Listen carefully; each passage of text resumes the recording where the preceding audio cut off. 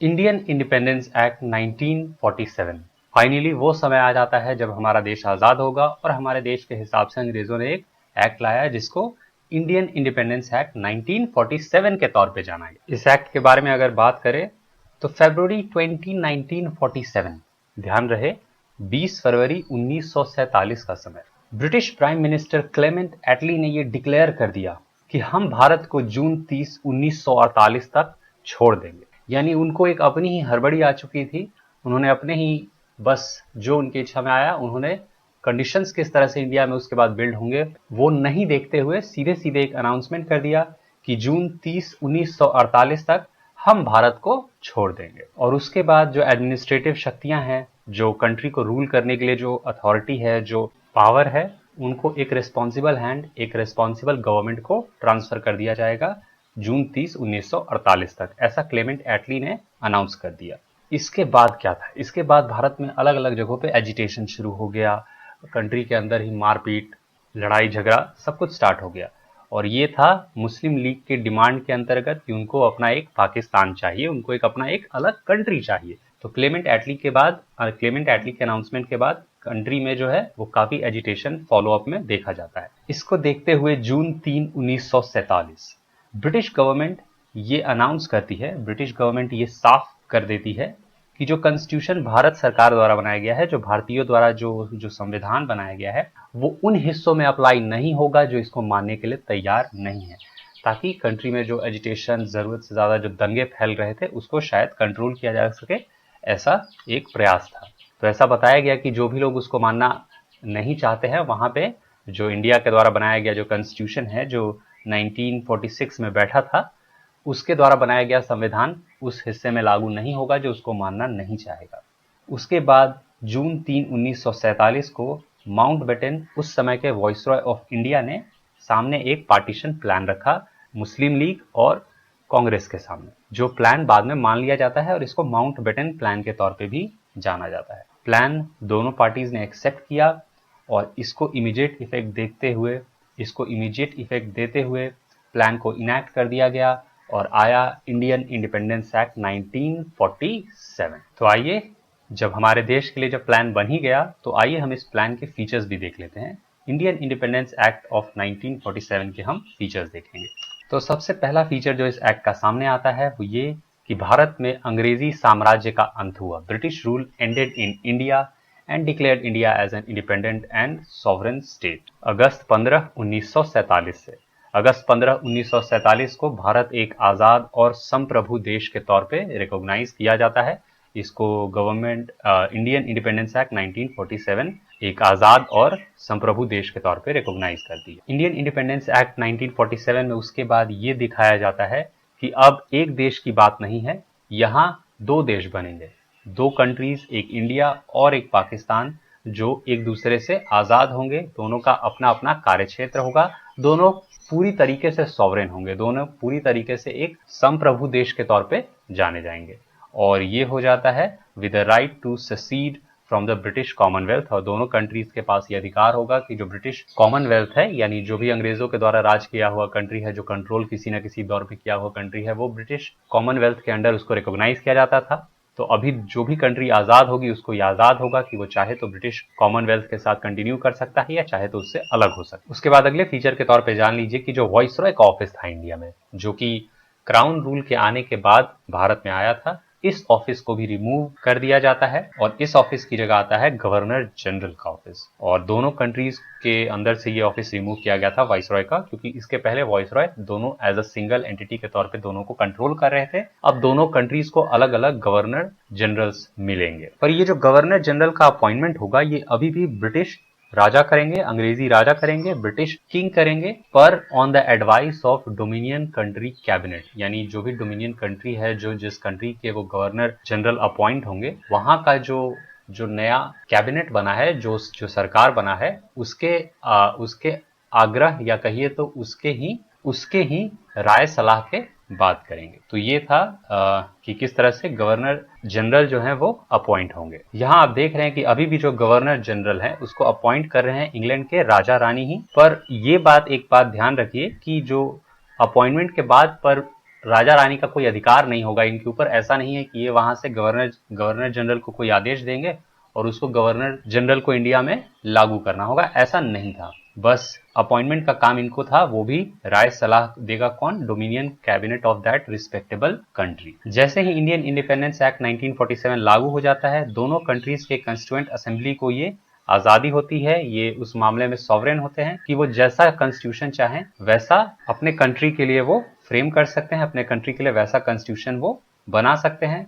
British parliament के द्वारा बनाया गया किसी भी लॉ को वो चाहे तो रिपील कर सकते हैं या चाहे तो उसको अपने अंदर रख सकते हैं, और जो भी चाहे, यहाँ तक कि जो इंडिपेंडेंस एक्ट जिसकी हम बात करें उसको भी वो रिपील कर सकते हैं और अपने हिसाब से अगर इसमें कोई मॉडिफिकेशन की जरूरत है तो वो उसको भी कर सकते हैं। उसके बाद एक और फीचर जो यहाँ बताता है कि जो दोनों कंट्रीज के जो कंस्टिट्यूएंट असेंबलीज थे उनको इस बात की आजादी थी, उसको इस बात के लिए अलाउड था कि वो अपने जो भी रिस्पेक्टिव टेरिटरीज हैं या जो भी उनके कंट्री में जो हिस्सा जुड़ा है उसके लिए वो लॉ वगैरह बना सकते हैं, उसके लिए वो लेजिस्लेट कर सकते हैं तब तक जब तक कि उनको उनका नया संविधान नहीं मिल जाता, वो अपना नया संविधान नहीं बना लेते। और जो भी हिस्से उनके साथ जुड़े हैं या जो भी हिस्से उन कंट्रीज के साथ हैं उसके ऊपर ब्रिटिश पार्लियामेंट द्वारा पास किया गया कोई भी एक्ट, कोई भी लॉ जो अगस्त 15, 1947 के बाद ब्रिटिश पार्लियामेंट के द्वारा पास किया गया है वो लगेगा नहीं, वो अप्लाई नहीं होगा अनलेस एंड अनटिल उस कंट्री की जो लेजिस्लेचर है वो खुद ऐसा चाहता है, वो खुद अपने मर्जी से ब्रिटिश पार्लियामेंट द्वारा पास किया गया कोई लॉ है उसको अपने कंट्री में वो खुद से अप्लाई करते हैं, तब तक अपने आप वो अप्लाई नहीं होगा। उसके बाद इंडियन इंडिपेंडेंस एक्ट 1947 में एक और बात जो ऐड की जाती है कि जो ऑफिस ऑफ सेक्रेटरी था, जो गवर्नमेंट ऑफ इंडिया एक्ट 1848 के द्वारा लाया गया था, इसको रिमूव किया जाता है, इसको रिमूव कर दिया जाता है और इनके पास जो भी कार्य क्षेत्र था, इनके पास जो भी काम था, जो भी अथॉरिटी थी, इसको ट्रांसफर किया जाता है उस समय जो secretary of State for Commonwealth affairs के जो हेड थे उनको। क्योंकि जो भी कंट्रीज अगर ब्रिटिशर से अलग हुई है, अगर वो एक बॉडी के तौर पे, कॉमनवेल्थ के तौर पे एक दूसरे में या कहिए तो एक दूसरे के साथ कनेक्टेड रहना चाहते हैं through the body of Commonwealth affairs, तो उसके जो सेक्रेटरी है तब तक ये जो सेक्रेटरी ऑफ स्टेट का पावर है उनको ट्रांसफर कर दिया जाता है। बस इतना ही जानना है, ये बस याद रखिए कि जो सेक्रेटरी ऑफ स्टेट है उनको हटाया जाता है और उनका जो अथॉरिटी और जो पावर था वो ट्रांसफर हो जाता है to the Secretary of State for Commonwealth Affairs. ये अंग्रेजी साम्राज्यवाद के अंत की घोषणा करता है इंडियन इंडिपेंडेंस एक्ट ऑफ 1947 और साथ साथ में जो एकाधिकार था ब्रिटिश पैरामाउंसी का ओवर प्रिंसली स्टेट्स या ट्राइबल प्लेसेस जिनके साथ वो ट्रीटी किए थे या किसी तरह का एग्रीमेंट साइन किए थे, इन सबों का अंत हो जाता है फ्रॉम अगस्त 15, 1947। साथ ही साथ ये जो प्रिंसली स्टेट्स जो आजाद हुए ब्रिटिश पैरामाउंसी से, इनको भी ये आजादी मिलती है कि ये जो भी डोमिनियन को चाहे उसको ज्वाइन कर सकते हैं, उनको ये आजादी होगी कि इधर वो इंडिया को ज्वाइन करे या पाकिस्तान को ज्वाइन करे। ये अंग्रेजों का बहुत बड़ा मतलब बदमाशी था, षड्यंत्र था कि सोचो कि अगर बीच में इंडिया एज अ कंट्री के बीच में कोई स्टेट चाहे, कोई प्रिंसली स्टेट चाहे कि हम पाकिस्तान से जुड़ेंगे, तो क्या अजीब सा मूर्खतापूर्ण लगेगा कि अरे ये बीच में कहां से पाकिस्तान आ गया। तो अंग्रेज पूरी तरह से कंट्री को भंड करके जा रहे थे, बोले भाई इस कंट्री को तोड़ ताड़ के मोर मार के चले जाना है। तो सारे प्रिंसली स्टेट्स को ये आजादी था कि वो जिस डोमिनियन कंट्री के साथ जाना चाहें वो जा सकते हैं या आजाद भी रह सकते हैं। बताओ, इतनी को कोई छोटा मोटा स्टेट होगा बोलेगा हम आजाद रहेंगे, तो एक कंट्री के अंदर एक अलग ही छोटा सा कंट्री आजाद घूम रहा है, मतलब अलग ही कुछ चल रहा था इन लोग का अंग्रेजों के दिमाग में। और साथ ही साथ ये भी कहा गया कि जो भी ये कंट्रीज हैं, ये जब तक इनका अपना संविधान नहीं हो जाता, जब तक अपना संविधान बन नहीं जाता है, तब तक इनको मैनेज किया जाएगा through government of India act 1935 के द्वारा। वैसे ये अलाउड थे, जो कैबिनेट था उनको पूरी आजादी थी कि वो इसमें जो भी मॉडिफिकेशन वगैरह करना चाहे वो कर सकते हैं। साथ ही साथ ये अंग्रेजी राजा रानियों को जो वीटो का अधिकार उनके पास था कि जो भी बिल चाहे उसको वो वीटो कर सकते हैं, जैसे आज का राष्ट्रपति हमारे कंट्री का करता है, उस तरह उस समय वहां के राजा रानी का ये अधिकार था। तो ये वीटो वाला उनका जो अधिकार है वो खत्म कर दिया जाता है। साथ ही साथ कोई भी बिल उनको देखने के लिए या उनको समझने के लिए जो रिजर्व किया जाता था, यानी बिल्स का रिजर्वेशन होता था कि उस पर राजा रानी का राय क्या होगा ऐसा देखने के लिए, तो वो वाला सिस्टम भी खत्म कर दिया गया। पर ये सारे अधिकार अभी भी रखे गए गवर्नर जनरल के लिए। यहाँ एक इंपॉर्टेंट क्वेश्चन बन जाता है कि जो वीटो अधिकार था राजा रानी का, ये सब तो अंग्रेजों का खत्म हो जाता है, पर ये अधिकार तब भी इंडिया में था। और ये अधिकार किसके पास था? तो ये अधिकार था गवर्नर जनरल के पास। उस समय जो भी डोमिनियन का गवर्नर जनरल बनेगा उसके पास ये अधिकार था और गवर्नर जनरल के पास पूरा अधिकार होगा, पूरा पावर होगा कि वो किसी बिल को असेंट करे या ना करे, ठीक है, और in his name of majesty. और वो बिल असेंट भी किसके नाम से करेगा? In the name of his majesty. तो ये अधिकार अभी भी रखा गया था, ये यहाँ ध्यान रखने वाली बात है। जो गवर्नर जनरल ऑफ इंडिया थे या जो प्रोविंसेस के जो गवर्नर्स थे, उनको अभी भी कॉन्स्टिट्यूशनल हेड के तौर पे रिकॉग्नाइज किया जाता है, भले ही नॉमिनल तौर पे, पर अभी भी जो संविधान के जो हेड थे, जो भारतीय संविधान के जो हेड थे, उनको वो इंडिया के तौर पे गवर्नर जनरल, और जो प्रांत है, जो प्रोविंसेस थे, उनके हेड के तौर पे गवर्नर्स को अभी भी रिकॉग्नाइज किया जाता है। दो दे वेर नॉमिनल, यानी बस वो नाम के थे पर रिकॉग्निशन था, ठीक है। उनको जो एक्ट करना था, यानी जो भी उनको फैसले वगैरह लेने थे, वो लेना था on the advice of respective council of ministers in all matters. जो भी उस कंट्री का, जो भी डोमिनियन का रिस्पेक्टिव काउंसिल ऑफ मिनिस्टर्स हैं, उनके राय सलाह के बाद ही वो कोई फैसला ले सकते थे। वो हेड थे पर नॉमिनल हेड के तौर पे उनको रखा जाता है। जो एम्पेरर का टाइटल था, यानी सभी कार्यों में जो वहां के राजा रानी का नाम घुसेड़ दिया जाता था, इसको भी ड्रॉप कर दिया जाता है, इसको भी इंडिया में अब हटा दिया जाता है। साथ ही साथ जो अंग्रेजों के द्वारा जो सिविल सर्वेंट्स का अपॉइंटमेंट होता था secretary of State for India का, इन सभी मेंबर्स का अपॉइंटमेंट भी अब रोक दिया जाता है। इन सबों का जो अंग्रेज अपॉइंटमेंट करते थे, इसको रोक दिया जाता है। पर जो ऑलरेडी अपॉइंटेड है, उनको पूरा अधिकार है, जो भी उनको अथॉरिटी वगैरह थी, उनका वो अथॉरिटी कंटिन्यू होगा। उनका जो भी स्फेयर ऑफ वर्क है, जो उनको रेम्यूनरेशंस वगैरह मिलते थे, वो सब उनको मिलते रहेंगे।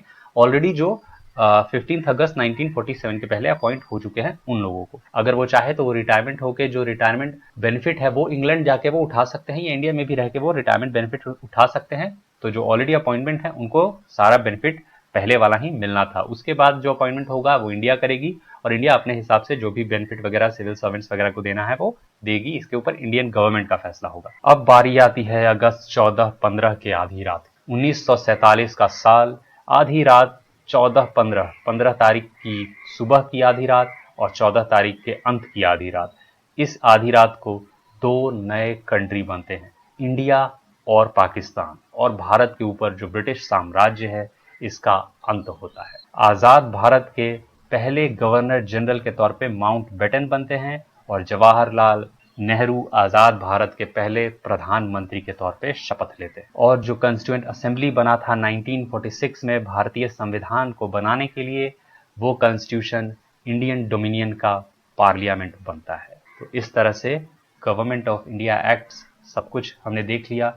इंडियन इंडिपेंडेंस एक्ट 1947 के साथ यहाँ ये अंत होता है। आगे इस चैप्टर में हम उस समय के इंटरिम गवर्नमेंट, 1946 के इंटरिम गवर्नमेंट में जो लोग थे, वो हम अगले हिस्से में देखेंगे। और हम देखेंगे कि फ्री इंडिया के कैबिनेट में किन किन को जगह मिली थी, कौन कौन लोग थे, उनके क्या क्या पोर्टफोलियो थे।